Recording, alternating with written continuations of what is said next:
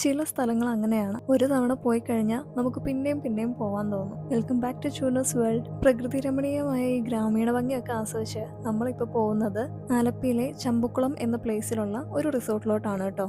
അവിടെയാണ് ആലപ്പി ഡേയ്സിന്റെ നമ്മുടെ സ്റ്റേ.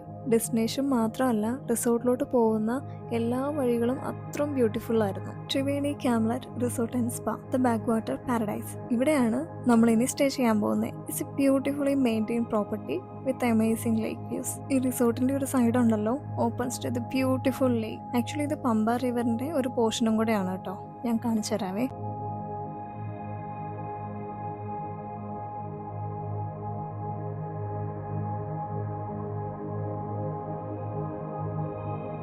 അങ്ങനെ റിസപ്ഷനിലെ ഷോമാലിറ്റിക്കൊക്കെ ശേഷം നമ്മൾ റൂമിലോട്ട് പോവുകയാണ്. ഇവിടെ ഗാർഡൻ വ്യൂ ഡീലക്സ് റൂമുണ്ട്, അതുപോലെ garden view suites and heritage river view റൂമുണ്ട്. നമ്മൾ എടുത്തിരിക്കുന്ന ഹെറിറ്റേജ് റിവർ വ്യൂ റൂമാണ് കേട്ടോ.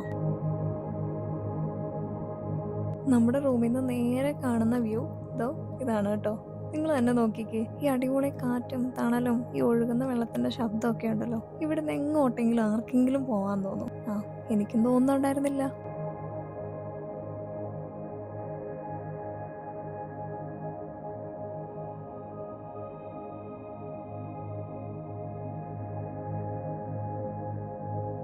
ആക്ച്വലി വെതറൊക്കെ നല്ല ഹോട്ടാണ് ഔട്ട് സൈഡൊക്കെ. ബട്ട് ഇവിടെ നിൽക്കുമ്പോൾ ഉണ്ടല്ലോ ആ ചൂടൊന്നും അറിയത്തേ ഇല്ല. ഈ വലിയ മാവിൻ ചോട്ടിൽ നിൽക്കുമ്പോൾ ഉണ്ടല്ലോ നമ്മുടെ കുട്ടിക്കാലമൊക്കെ ഓർമ്മ വരും നമുക്ക്.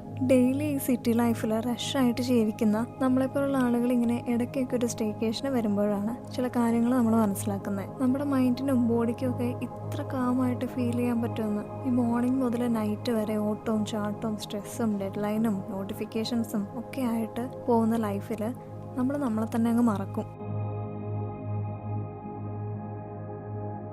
ലേക്ക് സൈഡ് ആയതുകൊണ്ട് ഇടയ്ക്കിടയ്ക്ക് ഹൗസ് ബോട്ടും വഞ്ചികളൊക്കെ പോകുന്ന കാണാമായിരുന്നു കേട്ടോ. ഞാൻ അന്നേരം ആലോചിക്കുമായിരുന്നേ, ഇവിടുത്തെ ആൾക്കാർക്ക് ഡെയിലി വ്യൂ തന്നെ ഇതാണ്. എത്ര ബ്യൂട്ടിഫുൾ ആണല്ലേ. ഈ മാവൻ ചോട്ടിൽ കാറ്റൊക്കെ കൊണ്ടിരുന്ന് വഞ്ചികളൊക്കെ ഇങ്ങനെ സ്ലോ ആയിട്ട് പോകുന്നത് നോക്കിക്കൊണ്ടിരുന്നാൽ തന്നെ ടൈം പോകുന്നത് നമ്മൾ അറിയത്തേ ഇല്ല.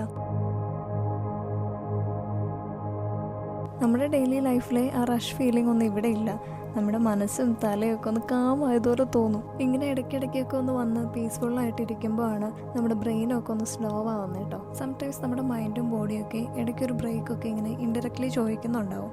ബട്ട് നമ്മളത് ഇഗ്നോർ ചെയ്തുകൊണ്ടേയിരിക്കും. നമ്മുടെ ബോഡിക്കും മൈൻഡിനും ഒക്കെ അതിനാവശ്യമായിട്ടുള്ള സ്പേസ് കൊടുത്തിട്ടില്ലെങ്കിൽ 8ന്റെ അല്ല 18ന്റെ പണി നമുക്ക് തിരിച്ചു കിട്ടും. സോ ഇടയ്ക്കൊക്കെ ഇങ്ങനെ ഒന്ന് സ്ലോ ഡൗൺ ചെയ്ത് പീസ്ഫുള്ളായിട്ടൊക്കെ ബ്രീത്ത് ചെയ്യാനും നമ്മൾ മറക്കണ്ട.